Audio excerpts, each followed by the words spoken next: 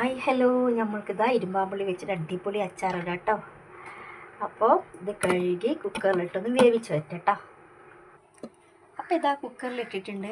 ഞാനത് കട്ട് ചെയ്യാതെ കേട്ടോ ഞാൻ ഇട്ടിട്ടുള്ളത്. ഇതതിൻ്റെ ഞെട്ടിയാണ്, അത് കട്ട് ചെയ്തിട്ടില്ല. മൊത്തത്തിൽ ഇങ്ങനെ ഇട്ട് കൊടുത്താണ്. വേവിച്ചതിന് ശേഷം നമുക്കിങ്ങനെ അവിടുന്ന് പിച്ചെടുക്കാൻ എളുപ്പമാണ്. അപ്പോൾ ഇതാ കുക്കറിലിട്ട് ഇനി കുറച്ച് വെള്ളം, പാല് വേണ്ട, അര ഗ്ലാസ് വെള്ളം മാത്രം മതി.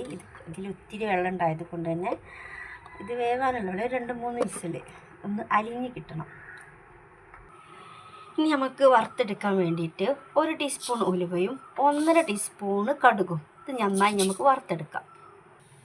അങ്ങനെ ഉലുവായും കടുകൊക്കെ നന്നായി വറുത്തെടുത്തിട്ടുണ്ട്. ഇനി ഇത് ചൂടാറിയതിന് ശേഷം മിക്സിയുടെ ജാറിലിട്ടൊന്ന് പൊടിച്ചെടുക്കാം കേട്ടോ.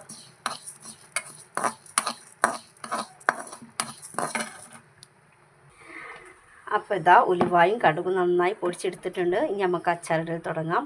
അപ്പോൾ ഈ പാത്രമാണ് ഞാൻ അച്ചാറിടാൻ എടുക്കുന്നത്. അപ്പോൾ ഇത് ചൂടായി എണ്ണ ഒഴിച്ച് ഈ പൊടിയിലോട്ട് ചേർത്ത് കൊടുക്കാം.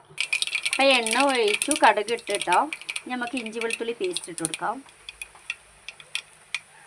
ഇനി ഇഞ്ചി വെളുത്തുള്ളി പേസ്റ്റ് ഇട്ട് കൊടുക്കാം. അങ്ങനെ ഇഞ്ചി വെളുത്തുള്ളി പേസ്റ്റ് നല്ല മൂത്ത് ഇനി നമുക്ക് അച്ചാറും പൊടി ഇട്ട് കൊടുക്കാം കേട്ടോ. ആവശ്യത്തിനുള്ള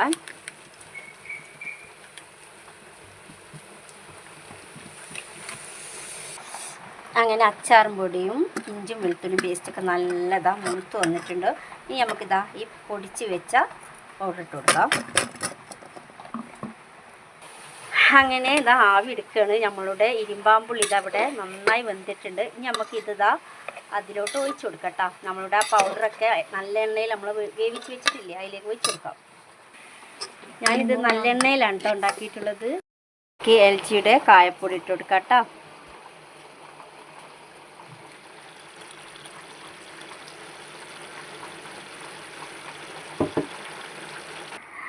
അങ്ങനെ നമ്മളുടെ എമ്മിലച്ചാർ ഇവിടെ തയ്യാറായി. ഇനി ലാസ്റ്റ് സ്റ്റേജ് എന്ന് പറയുമ്പോൾ ഇച്ചിരി വിനാഗിരി ഒഴിച്ച് കൊടുക്കാം. ഒത്തിരി വേണ്ട, കാരണം ഇരുമ്പാമ്പുള്ളിയിൽ അത്യാവശ്യം പുളി ഉള്ളത് കൊണ്ട് കുറച്ച്. അപ്പോൾ ഇനി ഇതിട്ട് ഒന്നൊന്ന് തുള്ളിയാൽ മതി കേട്ടോ. ഇനി ഒരുപാട് അങ്ങ് വേവിച്ചെടുക്കണ്ട. ഭയങ്കര ടേസ്റ്റാണ് ഇത്. ചൂടാറിയതിന് കേൾക്കാനായിട്ട് ഏറ്റവും ടേസ്റ്റ്. ഇതൊന്ന് നല്ല തിക്കായി വരും. ശർക്കരയുടെ കളറും ഒക്കെ ആയിട്ട് നമ്മൾ ഇമിലച്ചാർ കഴിക്കുന്ന ആ ഒരു ടേസ്റ്റ് തന്നെയാണ്. കണ്ടില്ലേ, സൂപ്പറാണ്. അപ്പോൾ നിങ്ങൾക്ക് ഇഷ്ടമായാൽ എന്നെ ഒന്ന് സപ്പോർട്ട് ചെയ്തേക്കണേ. മറ്റുള്ളവരിലേക്കൊക്കെ ഒന്ന് എത്തിച്ചു കൊടുക്കണം കേട്ടോ. അപ്പോൾ അടുത്തൊരു വീഡിയോയുമായി വരുന്നത് വരെ ബൈ.